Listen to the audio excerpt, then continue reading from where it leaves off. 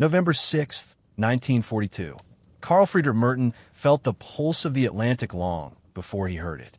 Inside U-68, deep below the writhing waves west of St. Helena, the ocean thrummed with that low, eternal resonance that only a submarine's hull could translate into something almost human, a heartbeat, slow and cold.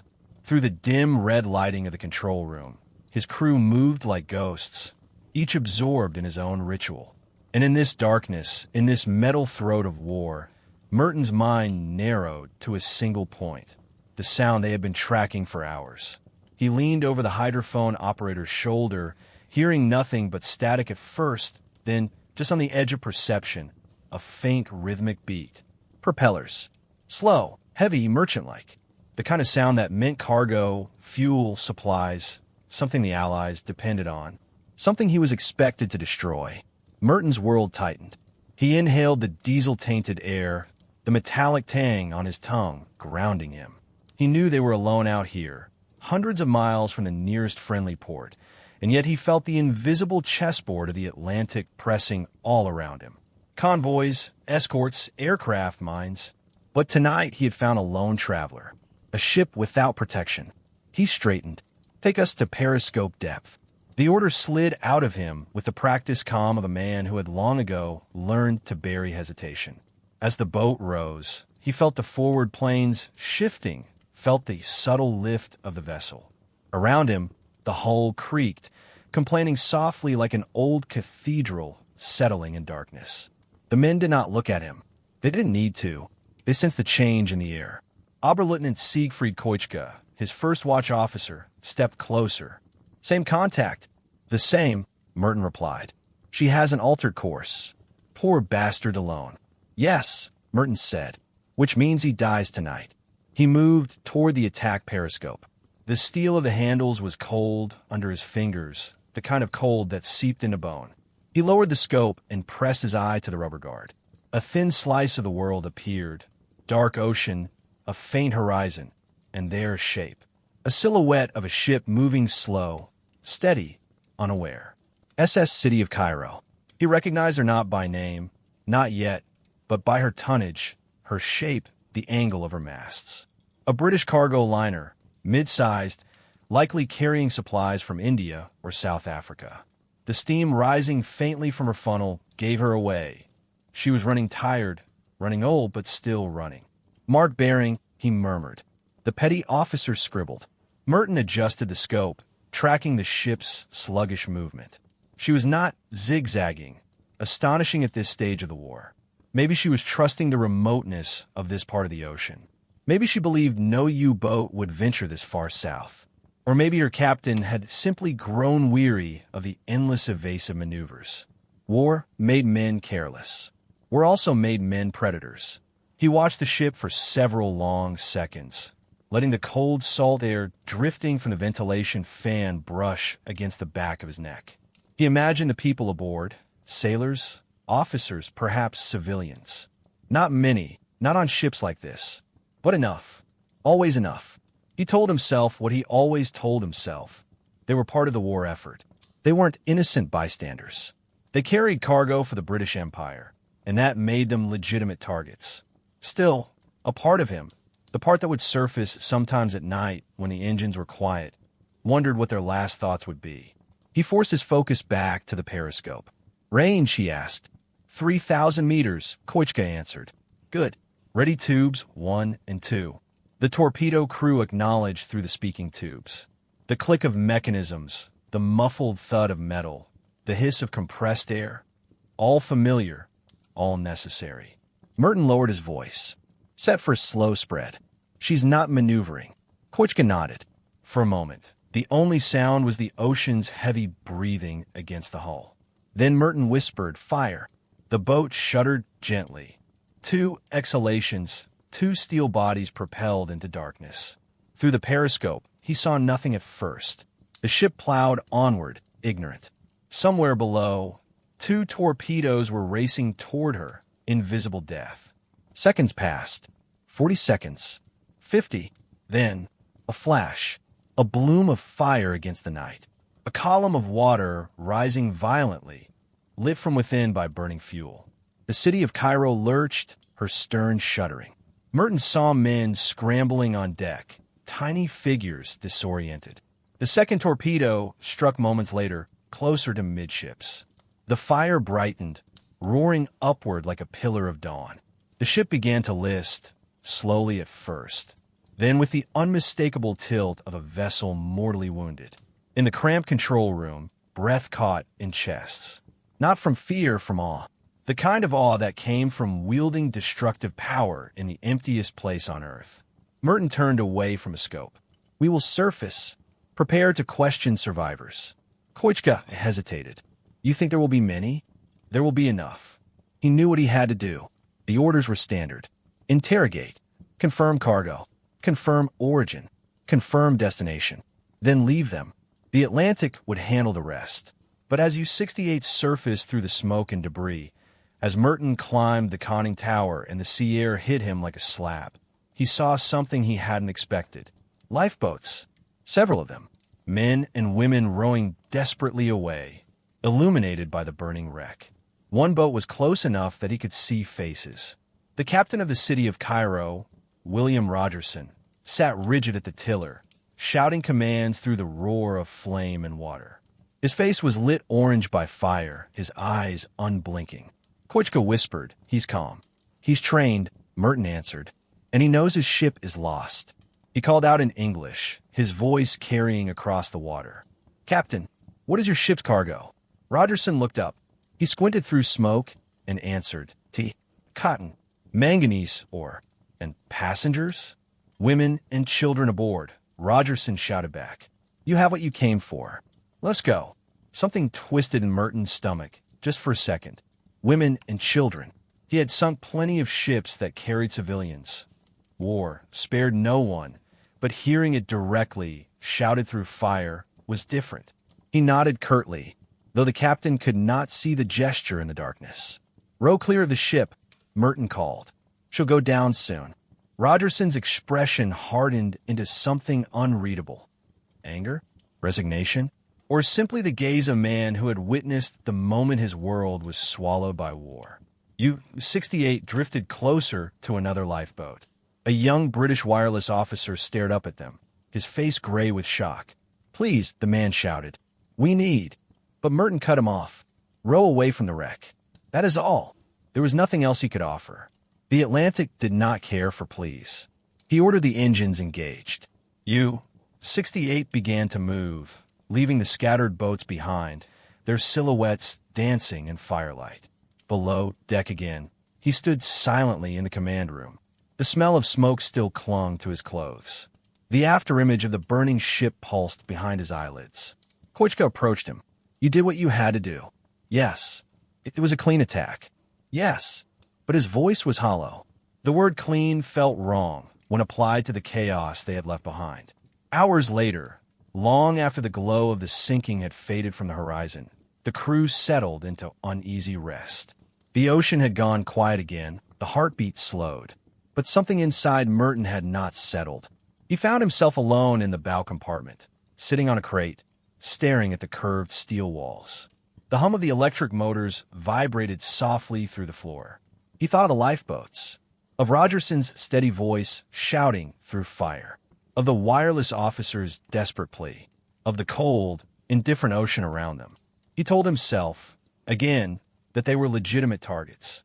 He told himself that leaving survivors long enough to question them was, in fact, following protocol that many U-boat commanders ignored. He had followed the rules, but he knew what the Atlantic did to lifeboats. He closed his eyes and pressed his back against the metal hull, letting the vibration of the engines sink into him. The submarine was alive, a creature moving incessantly forward, swallowing time, swallowing distance, swallowing doubt. Yet behind him, somewhere far away in the vast blackness, small wooden boats drifted through smoke and cold, carrying the remnants of a ship he had destroyed. He felt it then, the faintest tremor in his hands. Not fear, not guilt, just weight.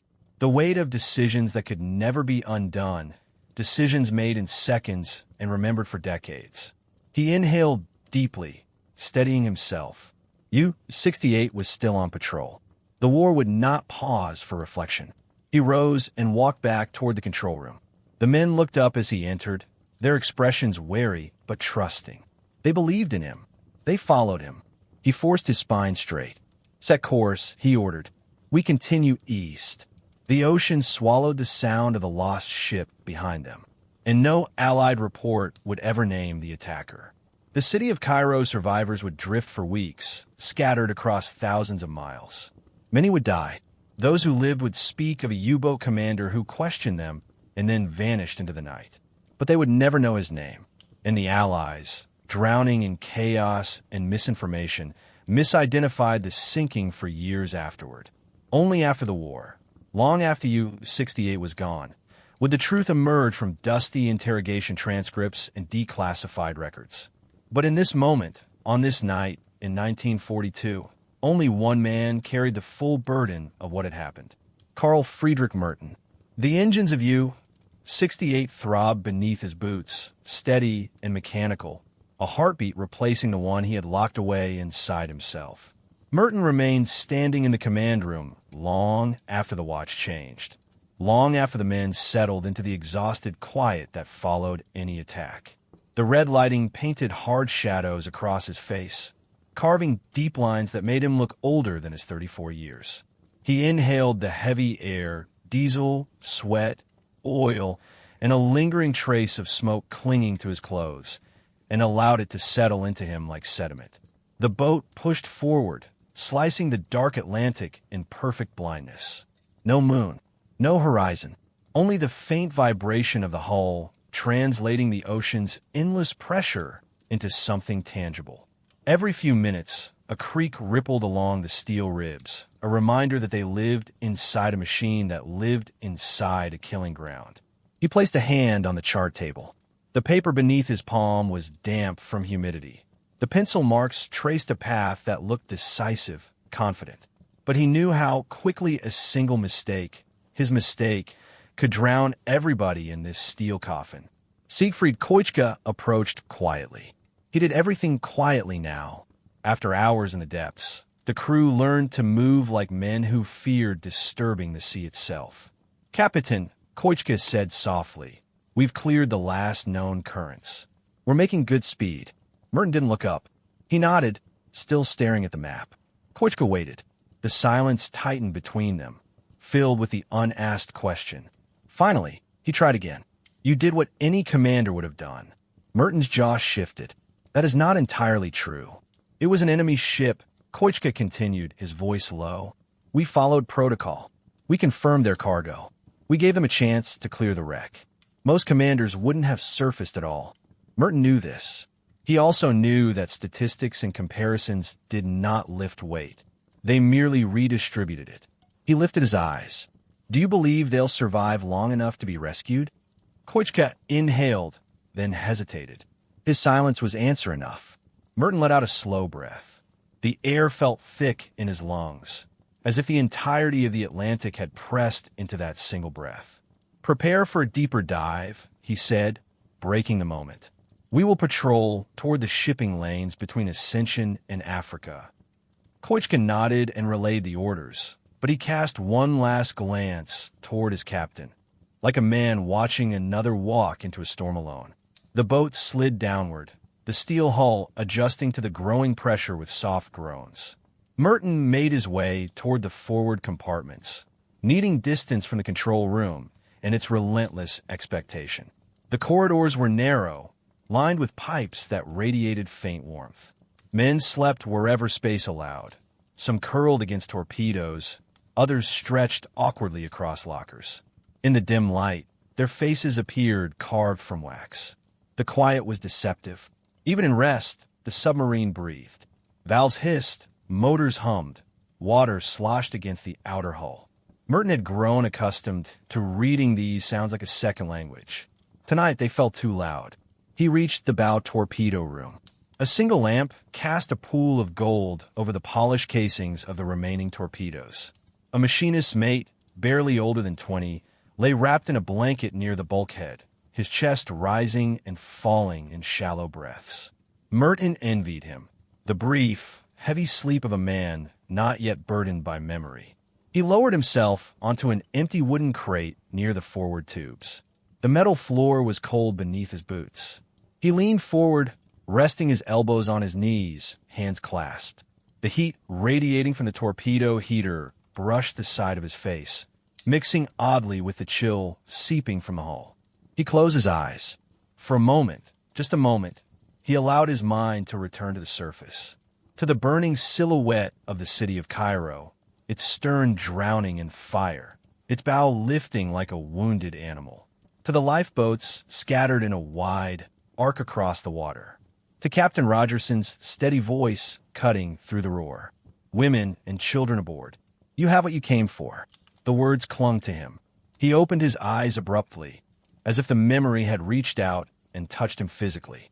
He stood and walked to the torpedo storage frame, running a hand along the cold metal. The machinery responded with silence, indifferent and absolute. The boat shuddered slightly, a gentle, rolling tremor. Merten snapped to attention. Hydroplanes adjusting. Nothing more. But his muscles remained tense for several seconds after the realization. This was the paradox of command aboard a submarine. He trusted his crew completely, yet every vibration, every noise, every shift in the hull brought him instantly to alertness. The ocean had no mercy for those who misread its intentions. He turned and made his way aft again. As he passed the petty officer's quarters, he heard faint conversation, hushed voices, carrying fragments of the attack. Did you see? Burning like a lighthouse. Lifeboats. God help them. Captain looked like he'd swallowed a ghost. He stopped, unseen in the gloom. He knew the crew respected him. He knew they trusted his decisions. But they also watched him closely, constantly, as if looking for cracks in the steel of the man who commanded their fate. A U-boat captain could not afford hesitation. It spread like rust. He stepped away before they noticed him. Back in his small cabin, he closed the sliding door behind him and exhaled slowly. The space was barely large enough for a bunk, a small desk, and a locker. Yet it was the closest thing to solitude the Atlantic allowed. He removed his cap and placed it on the hook. His reflection stared back at him from the polished metal of the locker door. Sharp cheekbones, tired eyes, salt-crusted at the corners of his collar. He looked like a man who had been underwater for years. He sat at his desk and opened his logbook. The paper weighted accusingly clean. He wrote the date. November 7th, 1942. He paused. He pressed the pencil to the page, but nothing followed.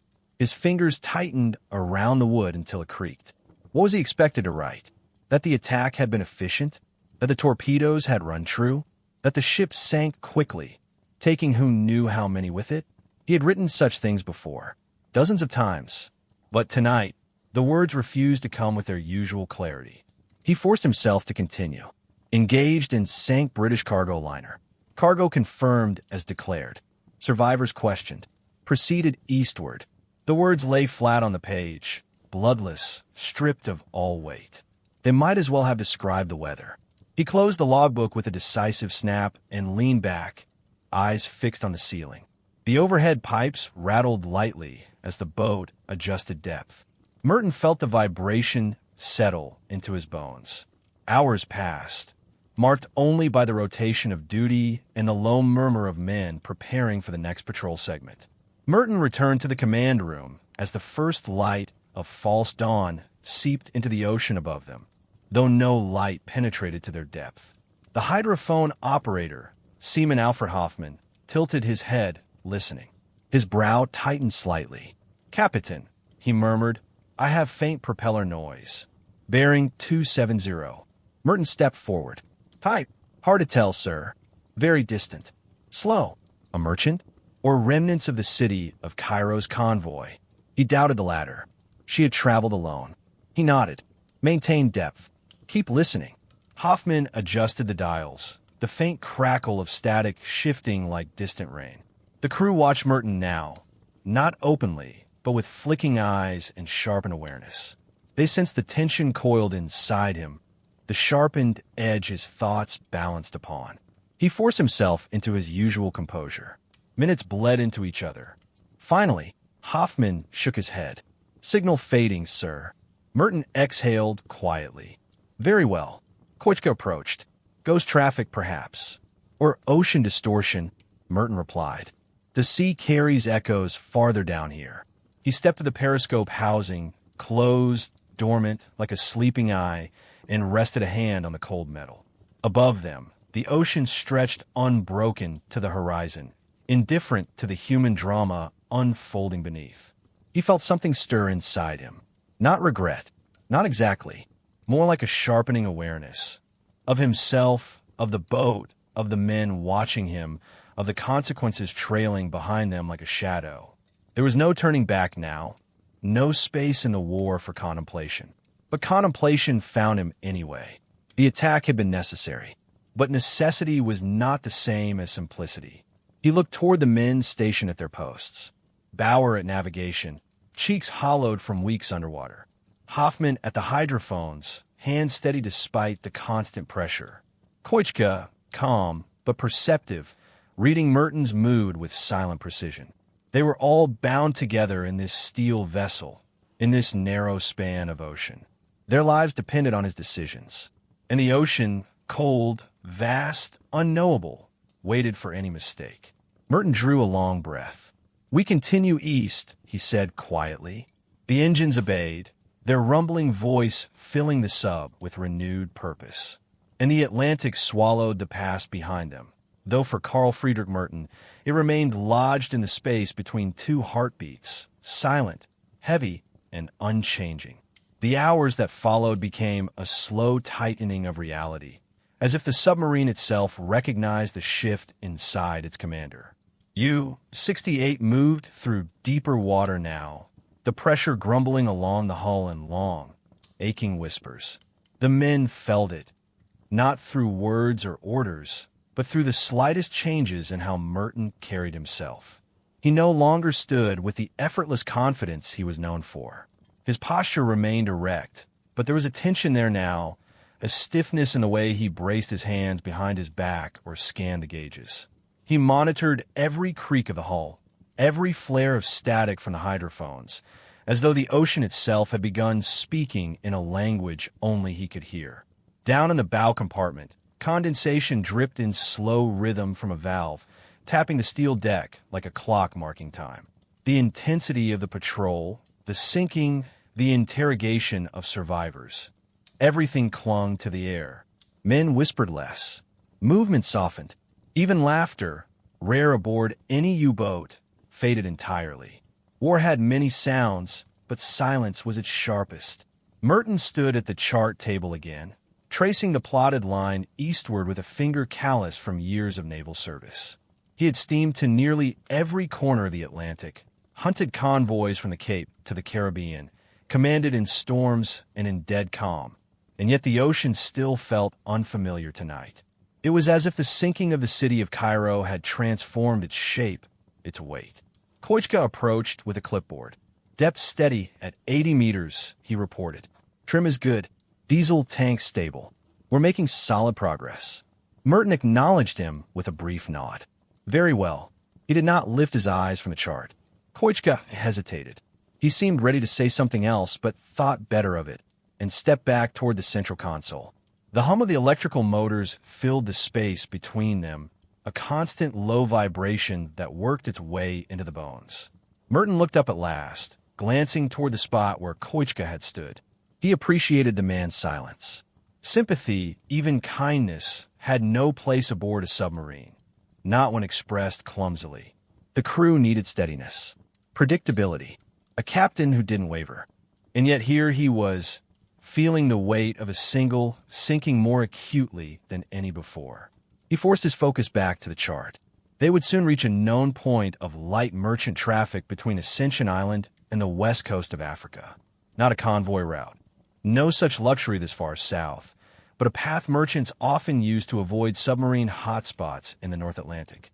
Ironically, that made it fertile hunting ground for those U-boats adventurous enough to roam these remote waters. U-68 was one of them. Merten had always believed in covering the forgotten corners of the war. The unexpected targets, the lonely ships, the ones that believed themselves safe. Tonight, The philosophy tasted bitter. A clatter echoed from the galley. Someone dropped a mess tin. Instinctively, several heads turned toward the source. When nothing followed, no alarm, no order, everyone resumed their tasks. But Merten noticed the tension in the crew, each man like a bowstring drawn tight. He stepped away from the chart and moved toward the central passageway. Crew members flattened themselves against the bulkheads to give him room. He acknowledged them with small nods, but his mind drifted elsewhere. He reached the ladder to the conning tower and climbed it, motioning silently for the upper hatch to be opened. Seconds later, cold air swept in like a slap. The night above was moonless, a void stretching from horizon to horizon. Stars burned sharp and distant, untouched by smoke or fire, untouched by human decisions. Merten stepped onto the bridge. The ocean around him was eerily calm, black glass broken only by the white foam of their own wake. He inhaled deeply. Here, the smell was clean. Pure salt, cold wind, nothing else. Nothing to remind him of the burning wreck.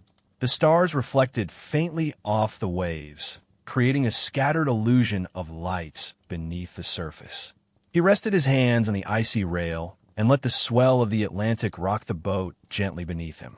Out here, he could almost believe he was simply a man at sea, rather than a hunter leaving ruin behind him. Footsteps sounded behind him. Koichka again. "Captain," he said quietly. "It's cold. You should not remain topside too long." Merten didn't turn.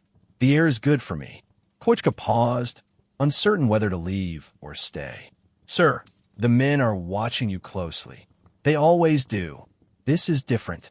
Merten finally turned his head slightly, catching the glint of starlight on Koichka's face. "Speak plainly." Koichka swallowed. The wind caught his coat, snapping the fabric against the railing. "They're tense. They feel the pressure, same as we do. They sense something has changed." Merten considered this. "Has something changed, first watch officer?" Koichka hesitated, then answered honestly. "Yes." The word carried more weight than any title or salute. Merten turned fully toward the sea again. The waves were rising now. Soft swells, nothing threatening, but enough to create an undulating rhythm beneath the hull. "A commander cannot be a machine," Merten said at last, voice low. "But he must be a man who can bury what needs controlling." Koichka studied him in the darkness. "Have you buried it?" Merten didn't answer. Not because he refused the question, but because he didn't yet know. The sinking was not the issue. He had carried out similar attacks countless times. But something about this one, this ship, this captain, this exchange across the black water, had carved itself deeper. Koichka let the silence linger. Finally he asked, "Shall I fetch the log for you, sir?" "No," Merten said. "The log is complete." He stepped back toward the hatch. As he descended, he cast one last look at the surface of the ocean. For a fleeting heartbeat, he imagined the wreck of the city of Cairo far behind them, sinking slowly through miles of water, settling into eternal darkness. And he imagined the lifeboats scattered across the waves, fragile, drifting at the mercy of wind and current. The air tightened in his chest. He pushed the hatch closed. Back inside, warmth enveloped him again, heavy, stale, claustrophobic. The submarine vibrated lightly with the motion of waves above. The sound of men whispering and tools clinking echoed faintly through the passage. Merten walked toward the radio compartment. Radio man Ernst Wolf sat hunched over the equipment, headphones pressed to his ears, fingers poised above the dials. "Any signals?" Merten asked. Wolf straightened. "Only atmospheric noise, sir. No Allied transmissions. No merchant traffic. No U-boat reports. Silence in the ether. The ocean was withholding its secrets tonight." "Very well," Merten said. "Maintain watch." He turned to leave, but Wolf spoke abruptly. "Sir, if I may." Merten paused. Wolf's voice was quiet, careful. "You did everything correctly. Captain Rogerson saw that, I think." Merten narrowed his eyes. "What do you know of Captain Rogerson?" "I heard him, sir. Over the water. His tone. His words." Wolf swallowed. He wasn't pleading. He wasn't angry. He understood. Merten studied him for a moment. Wolf was barely 25, a radio man with steady hands and a quick mind, too young to be burdened with interpreting the dying words of strangers. Understanding does not make it easier, Merten said. Wolf nodded. No, sir. Merten stepped away, the cramp of the corridor forcing him to turn sideways. He pressed on, deeper into the submarine. He found himself in the diesel room. The engines were silent for now. Only the electric motors powered them at this depth, but the smell of oil lingered thick and permanent. Chief Engineer Karl Malbach worked over a valve, wiping grease onto a rag, humming something under his breath. Malbach looked up as Merten entered. Captain, all systems stable. The port intake gasket will need tightening later, but it poses no immediate problem. Good, Merten replied. He watched Malbach work for a few seconds. The chief always moved with a methodical calm that Merten respected deeply. He was one of the reasons U-68 had survived so many patrols. Malbach noticed his gaze and paused. Sir, you look tired. Merten raised an eyebrow. Are you offering medical advice, Chief? Malbach smiled faintly. Just wisdom of an old engineer. I'm not tired. Malbach didn't challenge it. He simply nodded and returned to the valve. But Merten felt the lie in his own words. Fatigue had seeped beneath his skin, deeper than sleep could fix. Something more fundamental had been disturbed. He exited the engine room and moved toward the stern, stopping at the threshold of the aft torpedo compartment. A few men were awake there, speaking quietly, cleaning tools, coiling ropes. He watched them for a few seconds, ordinary actions, grounding actions. These men depended on him, trusted him. The responsibility sat on his shoulders like a physical weight. He stepped back. Enough walking. Enough brooding in the shadows. He returned to the command room and took his position at the center, hands clasped behind him, eyes steady. Maintain depth, he ordered. Continue east at 8 knots. The crew snapped to attention. Energy shifted subtly, the captain's voice anchoring them. Hoffman listened through the hydrophones again. The static hissed and crackled. Then, faintly, something new. A distant thump. Regular. Rhythmic. He stiffened. Captain, I have contact. Merten turned sharply. Bearing 310. Steady. Propellers. Medium speed. Merten stepped closer, heart tightening. Not with dread, but with focus. The instinct that had driven him for years resurfaced, sharper now, clearer, replacing the fog that had clouded him since the sinking. He listened. Thump, thump, thump. A ship, merchant class. Alone. He inhaled slowly. The weight inside him shifted, not disappearing, but settling, becoming something he could control again. Prepare, Merten said, voice calm. We will stalk her.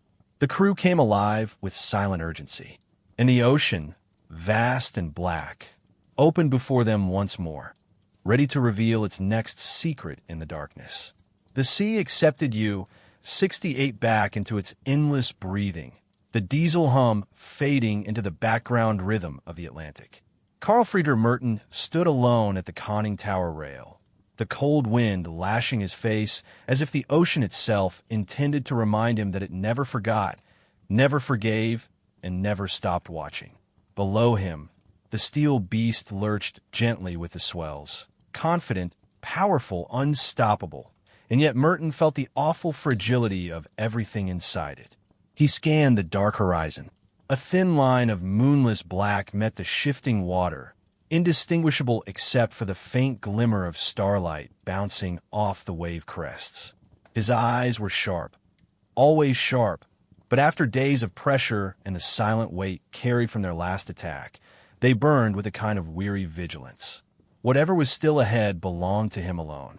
He descended the ladder back inside, sealing the hatch behind him. The air hit him like a wall, warm, stale, heavy with oil fumes and sweat. The red emergency lighting tinted the narrow corridor like something submerged in blood. Men moved quietly, too quietly for a boat that had just survived an encounter with a warship. No chatter, no jokes, not even the usual murmurs. They followed Merten's movements the way sailors in a storm watch the captain's smallest gestures, searching for signs that they should either fear or breathe. The boat didn't creak much. It was well-built, well-maintained, disciplined. But even so, Merten caught every sound. A wrench being set down too quickly, the muffled cough of the machinist in the engine room, the faint rattle of a loose valve. U-68 was a living creature, and tonight it felt restless. He walked through the control room. The helmsman kept his hands perfectly steady on the wheel, though his knuckles were pale. The navigator, hunched over charts lit by a single low-watt bulb, traced slow arcs with a pencil. No one spoke as Merten passed. They simply parted around him, like shadows moving away from the inevitable. He paused beside the radio operator, who sat rigidly at his station. Sparks glowed on the ends of the vacuum tubes, humming gently. No new transmissions. No warnings. No orders. Berlin was silent. Everything clear? Merten asked flatly. Yes, Captain, the operator replied, voice clipped. All frequencies quiet. Quiet. Too quiet, perhaps. But sometimes the ocean's stillness was a blessing. Sometimes it was the sign of something terrible lurking just beyond the black. Merten left the control room and moved into the officers' quarters, a cramped alcove lined with bunks stacked like coffin drawers. His own small cabin at the end was barely large enough for a narrow bed and a desk. Atop that desk lay his logbook. Open to the page he had not yet found the strength to complete. The pencil rested where he'd left it, a pale slash across the paper. He sat, exhaled slowly, and began writing, each stroke careful, exacting, mercilessly honest. He logged the position, the time, the weather, the engagement, the torpedo spread, the sinking. But the last part, the part that mattered most, he hesitated on. A commander's report was supposed to be factual, detached, military. Yet nothing about the last hours could be captured that way. He wrote anyway, forcing the words into shape, choosing precision over emotion. When he finished, he closed the logbook with a soft, final click. A vibration ran through the deck, a subtle shift in tone from the diesel engines, as if U-68 were sighing in its sleep. He stood again, walked back into the central corridor, and made his way forward. The bow torpedo room was quiet except for the occasional metallic tap-tap-tap of someone tightening bolts. The men here looked more focused, more anchored than the rest. Torpedo mechanics lived in a world of pure order. Steel, pressure, geometry. There was comfort in that. Fritz Mullenbach, the weapons officer, glanced up. His eyes were rimmed with exhaustion. You should rest, Captain, he said quietly, and leave the boat to you lot in this state.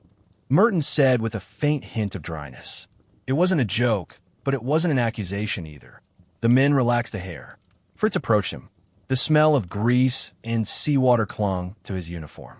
We're ready for whatever comes, he said, more seriously this time. Merten studied him. Fritz wasn't lying, but readiness meant something different to each man on board. Some are bracing themselves for glory, others for death. Most simply had no choice but to stand where they were until the sea or fate released them. He nodded and walked back to the control room. There he stood, leaning slightly on the chart table, fingers tracing the edge of the wood. The hum of the engines beneath him became a steady mantra. Hours passed in the quiet glow of red lights. He didn't sit, didn't speak, didn't break. Just before dawn, the wind shifted. It was subtle, barely perceptible, but Merten felt it like someone tugging on the corner of his coat. He stepped toward the periscope station, lowered the instrument, and scanned the horizon. The lens cut through the fading night, capturing the rolling shades of gray that marked the coming morning. Nothing. The sea was a blank slate. Yet something gnawed at him, a whisper in the mind, a geometric sense of distance and angle, a memory of how far they had traveled since their last attack. It all aligned with an instinct carved by years underwater. He ordered the helmsman to adjust course by a few degrees. No one questioned him. They reached deeper water as the sky lightened into a cold blue, streaked with low clouds. Merten allowed the boat to surface fully, bringing his crew fresh air for the first time in many tense hours. Men climbed onto the deck, stretching their legs, gulping the wind, their youth returning to their faces. Even in war, the sky still carried something human in it. But beneath that fleeting calm, The ocean held its weight. Merten felt it. He walked along the deck, feeling the steel vibrate faintly under his boots. The waves slapped rhythmically against the hull, sending small sprays over the rail. He stopped near the bow and looked out across the endless water. Something was wrong. A distant shape drifted on the horizon, small, dark, low to the water like debris. He waited, watched, measured it with his eyes. Not debris, a lifeboat. His jaw tightened. He lifted his binoculars. The lenses steadied, cutting through the haze. There were figures inside. 7. No, 8. Hard to see. Sunburned faces. Tattered clothes. Hollow eyes that blinked slowly, as if they barely understood what daylight meant anymore. Survivors. From what ship? He already knew. The blood drained from his face, but only for an instant. He lowered the binoculars. His crew waited for his reaction. Merten gave none. He ordered U-68 to slow speed. The men stared at him, some in confusion, others in fear. But they obeyed. The boat approached the lifeboat cautiously, engines rumbling lower and lower until U-68 drifted beside it, towering over the fragile wooden craft. The survivors lifted their heads. They were British. A few tried to stand but collapsed. Their voices were raw, their hands shaking. One raised an arm weakly, trying to hail them. Merten felt every pair of eyes from his crew burning into his back. He stood on the deck, looking down at the lifeboat. He didn't speak. The British seaman didn't speak either, as if even hopelessness required ceremony now. He made his decision. He calmed his expression, hardened it, then pointed toward the waterline of U-68 behind him. "Give them coordinates," he said softly to Fritz. Fritz blinked. "Coordinates, Captain, coordinates," Merten repeated. Fritz swallowed, then leaned over the rail, calling out the numbers in clear, slow English. A few survivors nodded, barely, trying to commit the information to memory through sheer will. Merten stepped back. Full speed ahead, he ordered quietly. The engines roared to life again. U-68 pulled away from the lifeboat, the distance widening between steel and wood, between hunter and hunted, between past and consequence. Some of the crew watched in stunned silence until the lifeboat was no more than a speck against the rising sun. Others looked at the deck, ashamed or relieved or something in between. Merten didn't look back. He descended the conning tower ladder, sealing himself inside the boat's steel gut once more. The air felt heavier than before, the silence thicker. In the control room, he gave the command to dive. The ballast tanks flooded. The bow tilted downward. The ocean swallowed them again. As U-68 slipped beneath the surface, the noise faded into the deep, a long, echoing sigh of steel meeting water. Inside, Merten gripped the periscope handles one last time and whispered to himself, barely audible even in the cramped chamber. "Let the sea keep what it takes." The periscope slid down. The light vanished.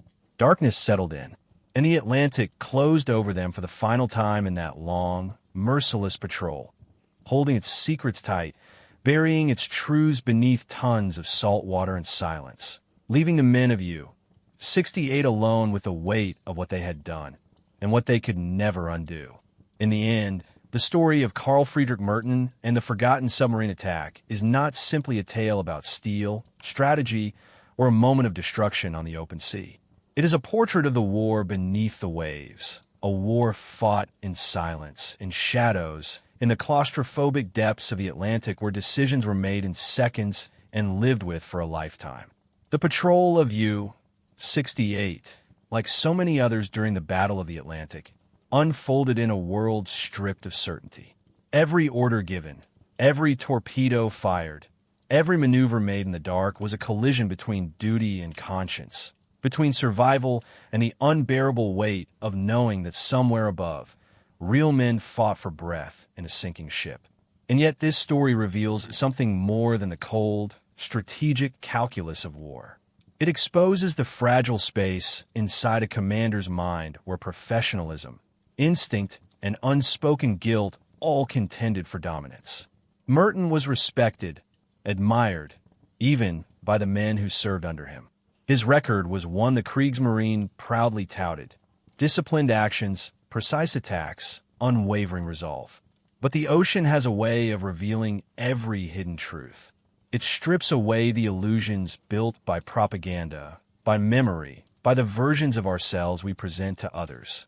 When U-68 eased away from that lifeboat and slipped beneath the waves one final time on that patrol, it left behind more than exhausted survivors. It left behind a moment that would haunt its commander long after the engines fell silent and the war ended. Because the war did end. The Reich collapsed. The U-boat, arms shattered. Steel hulls were left strewn across the ocean floor from Norway to South Africa.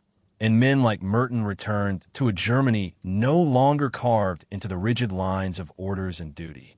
They returned to the quiet, to civilian life, to reflection. History often compresses the past into clean lines. Victors and defeated, heroes and criminals, tacticians and victims. But stories like this remind us that reality was far more fractured. Commanders like Merten lived in a place between morality and obligation, between personal humanity and the brutal machinery of a global conflict they did not choose but were compelled to navigate. When he made the choice not to kill the survivors of that lifeboat, he violated the simplest expectation of total war, to eliminate every trace of the enemy.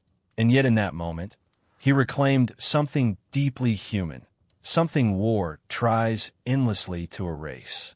Still, that decision did not absolve him. It did not erase the torpedo's trail or the ship that slipped beneath the waves before dawn. War leaves no clean endings. It leaves only consequences.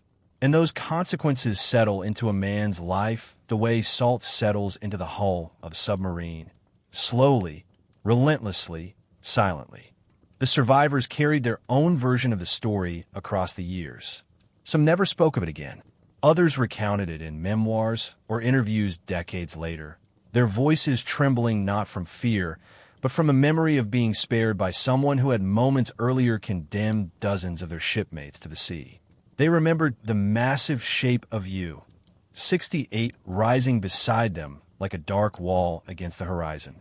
They remembered the German officer who gave them coordinates instead of death.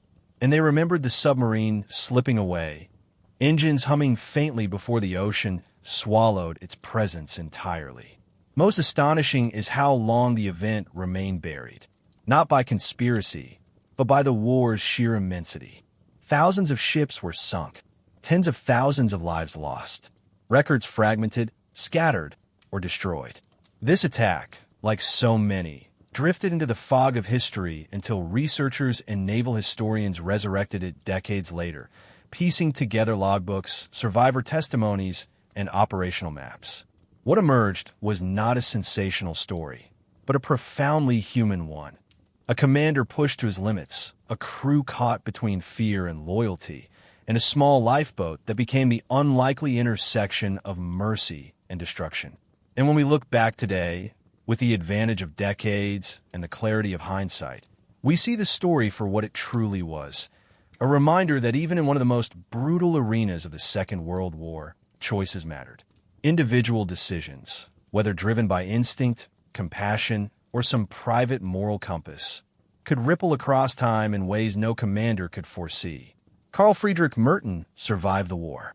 He lived out his days far from the roar of engines and the suffocating air inside a U-boat hull. But the Atlantic never entirely released him. No U-boat commander ever truly walked away untouched. Every patrol, every sinking, every order etched its mark too deeply to fade. He carried them all, the victories, the losses, and the faces he saw that day in the lifeboat, into the quiet years that followed. And that is ultimately why this forgotten attack matters. Not because it changed the outcome of the war, not because it was covered up or censored, but because it reveals the part of history that rarely makes it into textbooks or documentaries, the private, agonizing, deeply human moments behind the steel and strategy. The moments where a man found himself alone with the weight of command, the silence of the ocean, and the knowledge that whatever choice he made would live with him forever. In the vast ledger of the Battle of the Atlantic, this story is just one among thousands. But for the men who lived it, on U-68 and in that drifting lifeboat, it was everything. It was life. It was death. It was the thin line between them that only a few heartbeats and a single decision could determine.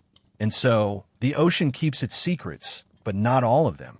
Some rise back to the surface decades later, quiet, heavy, and unchanging, reminding us that even the darkest chapters of history, humanity flickers stubbornly in the shadows.